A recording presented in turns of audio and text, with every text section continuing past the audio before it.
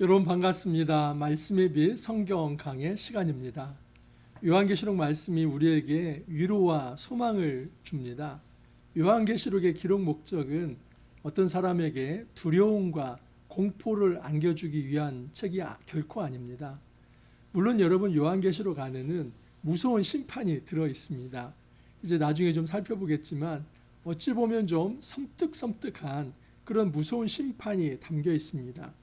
물론 다 상징들이지만 저런 심판이 나에게 임하면 어떨까 하는 두려움이 생겨날 수 있습니다. 그 마음 이해합니다. 하지만 여러분, 이 심판은 하나님을 떠난 이 배역자들, 배도자들, 그리고 악의 근본들, 이 사단 마귀와 그리고 그 악의 세력에 부역한 자들, 그 자들이 불과 유황못에 빠지는 그런 최후의 심판이 준비된 것이지, 하나님을 제대로 믿고 말씀에 순종하며 예수를 따르기 위해서 끝까지 그 믿음의 길을 경주하는 자에게는 그 심판이 임하지 않습니다. 여러분, 그러므로 이 요한계시록의 말씀은 동전의 앞뒷면처럼 구원과 심판이 동시에 있되 우리 신앙인들에게는 구원의 소망을 안겨주는 책이라고 볼 수 있습니다.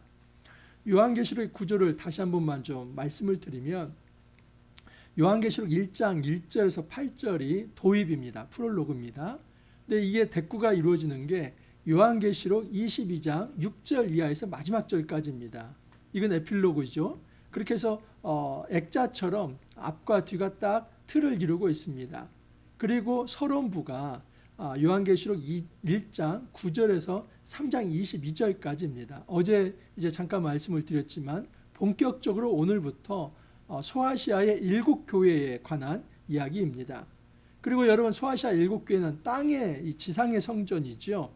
그런데 4장 5장에는 이 하늘의 성전, 하늘의 보좌가 보입니다. 그래서 2장과 3장은 지상의 교회, 4장과 5장이 하늘의 교회라고 한다면 지상의 성전과 하늘의 성전, 지상의 교회와 하늘의 교회가 둘이 아니라 하나로 통일되어 연결되어 있다는 것을 보여주고 있습니다. 6장에서 16장은 이제 심판에 관한 내용입니다.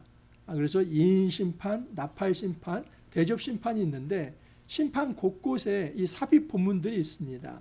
삽입 본문들이 들어간 이유는 하늘 백성에게 참다운 위로와 소망을 주시기 위함입니다.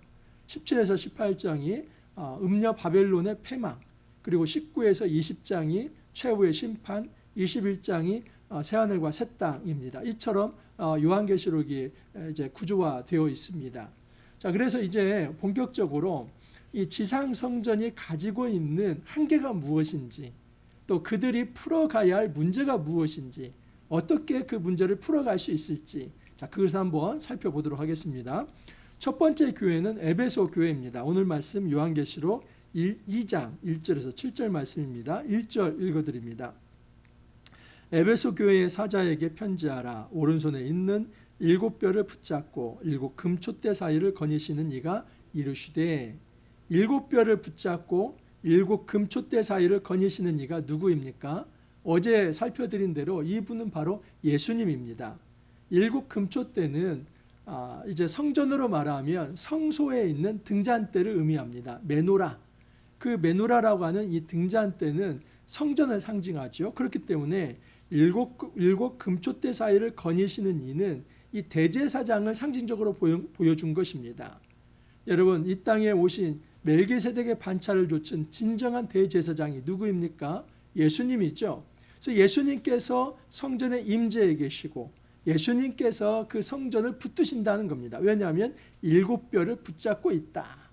여러분, 이 7 금촛대는 7 교회라고 말씀을 드렸고, 또 7 별은 그 7 교회의 사자들, 앙겔로스, 바로 이 천사를 의미합니다. 그래서 지상의 이제 교회와 천상의 교회가 하나로 연결되어 있다는 것, 이 지상의 교회가 홀로 된 섬이 아니라 하나님의 돌보심에 있다는 것, 어제 말씀을 드렸습니다.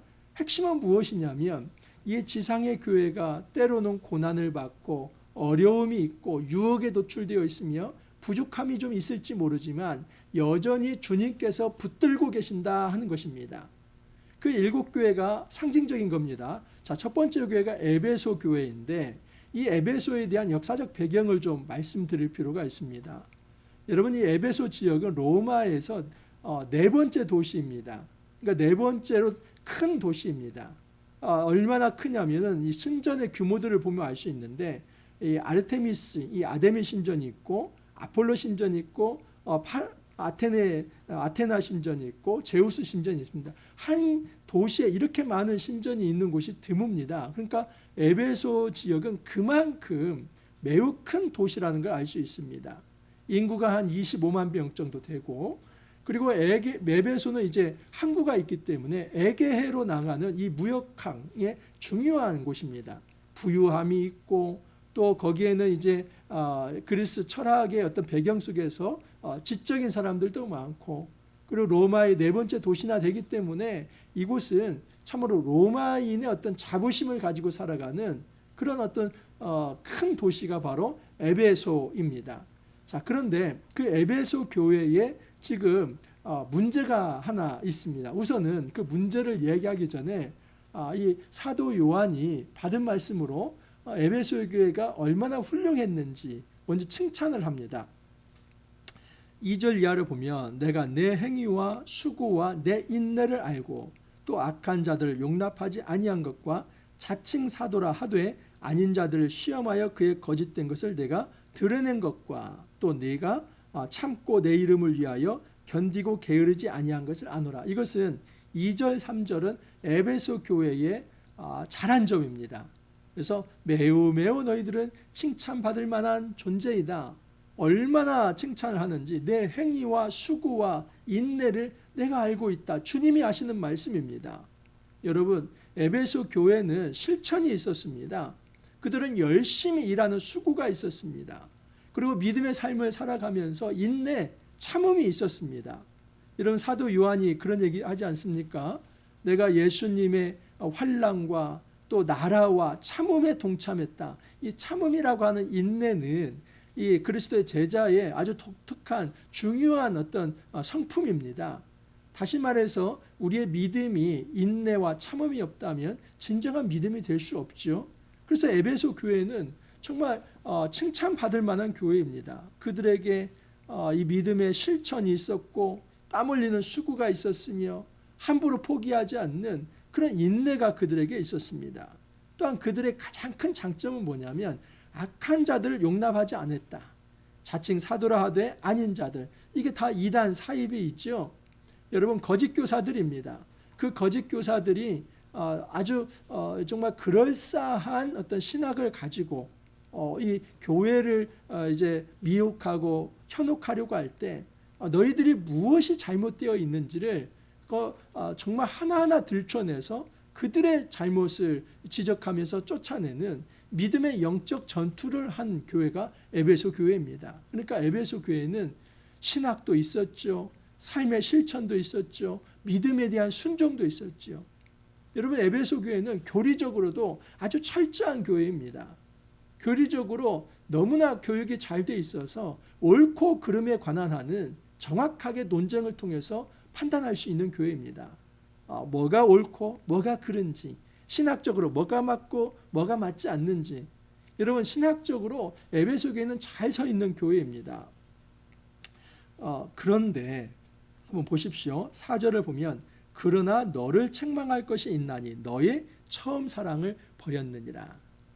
이렇게 내가 칭찬할 만한 교회지만 한 가지 책망할 것이 있다. 그것은 너는 처음 사랑을 버렸다. 제가 좀 과장법을 쓴다면 에베소 교회는 90은 잘했는데 이 10이 좀 모자랍니다. 근데 여러분, 이 10이 치명적이라고 할 때는 결코 이것을 그냥 방치할 수 없는 그런 과소평가할 수 없는 작은 문제가 아니라 하는 사실입니다. 우리 몸의 영양소도 그렇지 않습니까? 큰 영양소, 예를 들어서 탄수화물, 단백질, 지방, 이것만 있다고 해서 사람 살아갑니까? 그렇지 않습니다. 작은 영양소, 아주 작은 영양소, 비타민이죠. 비타민, B, C, D, E, 이런 비타민들은 아주 작은 영양소죠. 하지만 이것이 없으면 사람이 활력을 잃고 심지어 죽을 수도 있습니다. 그렇기 때문에 어떤 100으로 놓고 볼 때 90은 잘하고 10은 좀 못하는데 이것을 그냥 대충 잘한 게 있으니까 이건 그냥 묻어놓고 가자, 이럴 수 없는 것입니다. 마치 비타민 부족처럼 지금 이 에베소 교회에 너희가 처음 사랑을 잃어버렸다고 하는 것은 그냥 비타민 결핍처럼 아주 치명적인 뭔가가 좀 모자람이 있는 것입니다. 분명히 칭찬할 일은 칭찬해야지만 이것을 방치해 두면 오히려 이것이 더 커져서 에베소 교회가 죽음에 이를 수도 있다는 것을 지금 사도 요한이 말하려고 합니다. 그러므로 어디서 떨어진 일을 생각하고 회개하여 처음 행위를 가지라. 만일 그리하지 아니하고 회개하지 아니하면 내가 내게 가서 내 촛대를 그 자리에서 옮기리라. 이게 얼마나 심각한 얘기냐면 촛대를 옮긴다 하는 것은 하나님의 영광이 그 교회에서 떠난다 하는 것입니다. 여러분, 하나님의 영광이 그 교회를 떠나면 어떻게 되겠습니까? 하나님이 없는 교회는 여러분 껍데기일 뿐이죠. 빈 껍데기. 그렇다면 죽은 교회가 되는 것입니다. 아무리 에베소 교회가 신학적으로 바로 서 있고 또 교리적으로 잘 되어 있다 할지라도 그들이 하나님을 떠나고 또 하나님께서 주신 원래의 이 처음 사랑을 잃어버렸다고 한다면 전체를 잃어버릴 수도 있다는 사실입니다. 자, 그러면 이 처음 사랑이 뭔가? 예전에 개역성경에 의하면 이걸 첫사랑이라고 했어요. 그래서 이 첫사랑을 잃어버렸다 할 때 많은 분들이 오해를 합니다.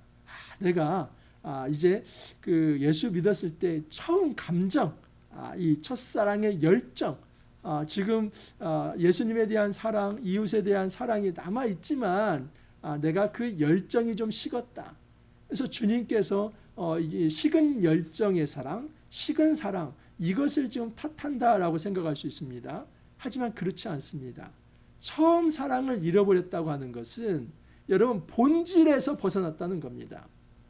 우리가 여러분 신앙생활 할 때 이 사랑이라고 하는 것을 하나의 부가적인 플러스 알파로 생각할 때가 있습니다. 기독교 본질에 있어서 신론도 있고 기독론도 있고 뭐 이제 어떤 이제 종말론도 있고 이제 교회론도 있고 그런 중에서 플러스 알파로 이 사랑이라고 하는 것이 존재한다고 생각할 수 있습니다. 그래서 있어도 그만 좀 모자라면 좀 괜찮고 이렇게 생각할 수 있습니다. 아닙니다. 사랑은 여러분 모든 것을 뛰어넘는 본질 중의 본질입니다. 기독교 본질에서 만약에 사랑을 빼버린다면 아무것도 아닌 것입니다. 그래서 주님께서 이런 말씀을 합니다. 너희가 이 사랑을 잃어버린다고 한다면 너희는 모든 것을 잃어버린 거나 마찬가지이다. 한번 보십시오. 고린도전서 13장의 말씀에 보면 이런 말씀이 있습니다. 내가 사람의 방언과 천사의 말을 할지라도 사랑이 없으면 소리나는 구리와 울리는 꽹과리가 되고 내가 예언하는 능력이 있어 모든 비밀과 모든 지식을 알고 또 산을 옮길 만한 모든 믿음이 있을지라도 사랑이 없으면 내가 아무것도 아니요. 주님께서 이 바울 사도를 통해서 우리에게 전달해 주신 말씀입니다. 정말 천사의 말과 사람의 방언 그리고 예언하는 능력, 모든 비밀과 모든 지식을 아는 진정한 이 말씀을 통달하고 신학이 있다 할지라도 어떤 산을 옮길 만한 능력이 있다 할지라도 사랑이 없다면 그것은 허구일 뿐이다 라고 말을 하는 것입니다. 에베소 교회 여러분 칭찬할 점 다시 한번 돌아보십시오. 그들에게는 신학이 있었고 실천이 있었습니다. 하지만 놀랍게도 이처럼 옳고 그름은 잘 따지고 그리고 무엇을 행해야 할지 알면서 정말 수고롭게 그렇게 일을 하면서 열정은 다하는 사람들이었지만 정작 그들의 삶에 있어서 사랑이 빠져버렸습니다. 메말라 버렸습니다. 여러분 오늘날도 그런 교회가 있지 않습니까? 어떤 교회는 신학과 교리가 굉장히 강합니다. 또 어떤 사람도 마찬가지입니다. 신학과 교리가 굉장히 강합니다. 그런데 너무나 그 안에 정이 없습니다. 사랑이 없습니다. 사람과 사람이 만나면 따뜻함이 있어야 하고 그리고 돌봄이 있어야 하고 서로 소통하는 게 있어야 하는데 그런 것이 없이 그냥 단지 옳고 그름만 따지려고 듭니다. 그러면 여러분 그 관계가 지속될 수 있을까요? 만약에 부부가 사는데 옳고 그름만을 매일 따진다고 한번 보십시오. 당신 이것 잘했어? 또 이건 잘못했어? 만나면 시비를 가립니다. 여러분 어떻게 삽니까? 못 삽니다. 부부는 시비를 가리는 존재가 아니라 사랑하는 존재이죠. 부모 자녀도 마찬가지고 형제간도 마찬가지입니다. 좀 더 확장된 가정인 교회도 마찬가지입니다. 만나는데 만날 때마다 시비를 가립니다. 누가 옳네, 누가 그르네. 그러면서 원수 척집니다. 여러분 그렇게 해서 어떻게 공동체가 유지가 됩니까? 우리가 옳고 그름을 가리는 것도 참 중요하지만 신학이 올바로 서는 것도 중요하지만 그 모든 것이 사랑이라고 하는 기초 위에서 존재해야만 합니다. 이걸 가장 쉽게 제가 설명을 드리면 십자가를 한번 보십시오. 십자가가 보면 이렇게 되어 있지 않습니까? 십자가가. 그래서 이 수직축이 있고 수평축이 있습니다. 이 수직축이 공이 옳고 그름이라고 한다면 이 수평축은 그야말로 돌봄과 사랑이라고 보십시오. 하나님은 이 수직의 공의를 이루기 위해서 죽은 자를 이제 죄를 지은 자를 죽여야만은 공의를 실천해야만 하는 존재입니다. 모든 인류가 죄를 지었기 때문에 모든 인류를 죽여야만 했습니다. 하지만 주님께서는 우리 하나님께서는 예수님을 희생하시는 이 수평축 사랑을 쓰신 겁니다. 그래서 공의는 이루되 그것을 사랑으로 표현하십니다.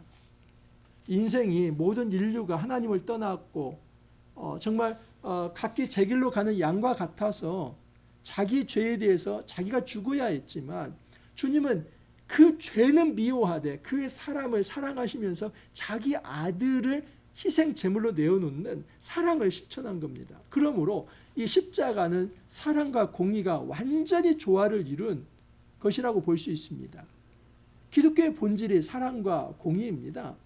그러면 여러분 공의를 추구하는 뭔가 옳고 그름에 대한 따짐이 분명히 있어야만 합니다. 그래야만 이단을 축출해낼 수 있을 거 아닙니까?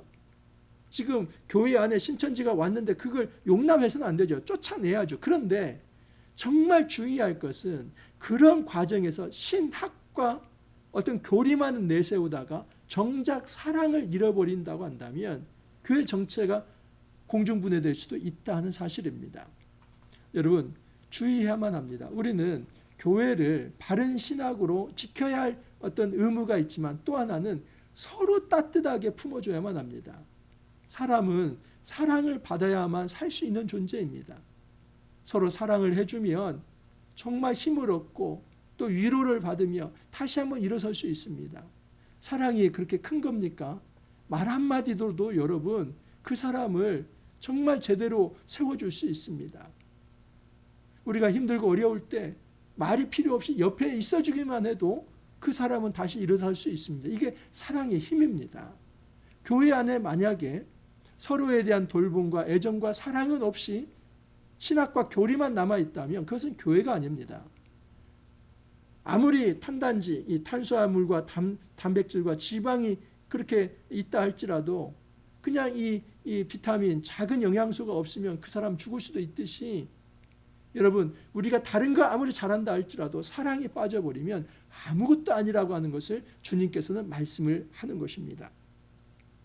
오직 내게 이것이 있으니 내가 니골라당의 행위를 미워하는도다. 나도 이것을 미워하노라.